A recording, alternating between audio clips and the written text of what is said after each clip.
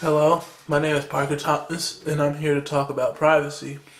Now, we learned a lot in this chapter, but I figured I'd pick privacy because it's something that we as a people take for granted in ways that we don't really think about. And so, because of that, I figured that it would be important to talk about privacy. Now, what privacy is, in a nutshell, is the right to be left alone. And there are four torts to privacy law that you need to take into consideration. And those four torts are intrusion into a person's seclusion or private affairs. That's pretty self-explanatory. Public disclosure of embarrassing facts, private facts. That would be something like if someone has an STD or family issues, tax returns and financial data, that sort of thing. False light, which is broadcast. That's the third one, which is broadcasting or publications of information that casts a person in a false light that a reasonable person would find offensive, and the publication or the broadcast can be seen as guilty of actual malice. And then you have misappropriation, which is basically taking somebody's image or likeness and using it for an endorsement without their permission. Another thing that I've learned is about a private citizen versus a public figure. Now, this is very simple.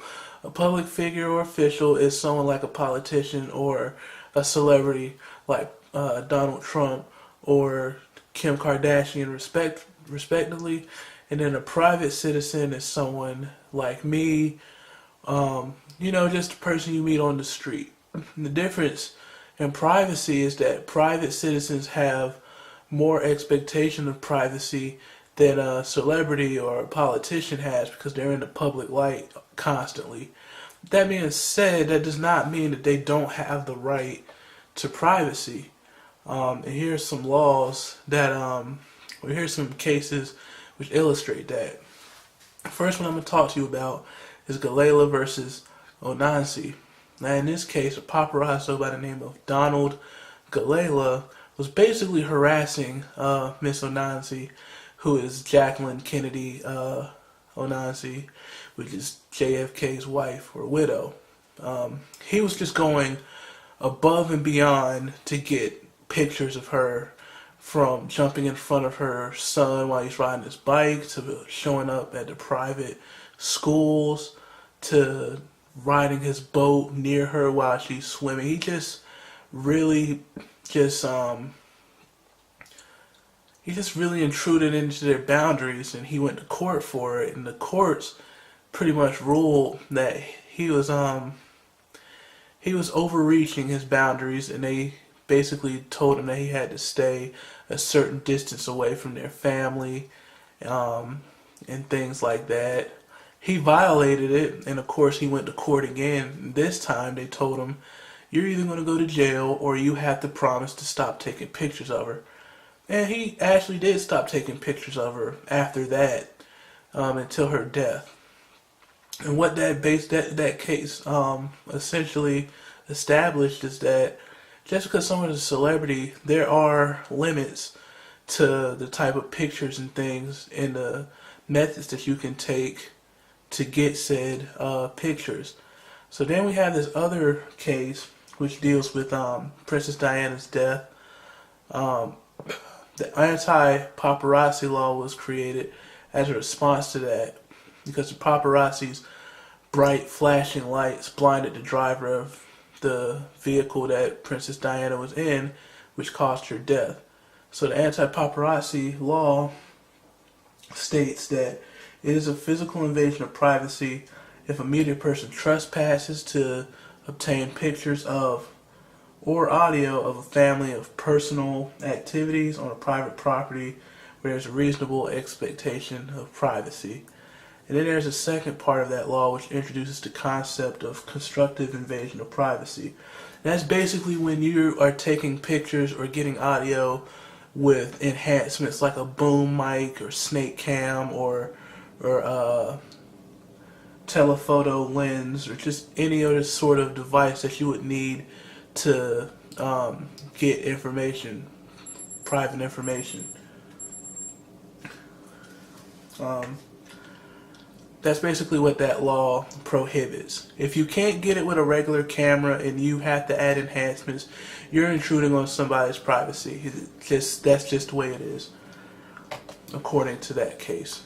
A modern example would be Gawker versus Bollea, who we also know as Hulk Hogan.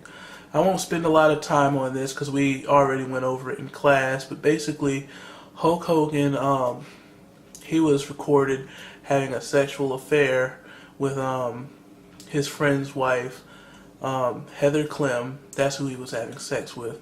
Gawker got a hold of it. They put up a 10-second clip on their website, and they got sued for it. And in the end, Hulk Hogan won. They were proven to be intruding on his privacy.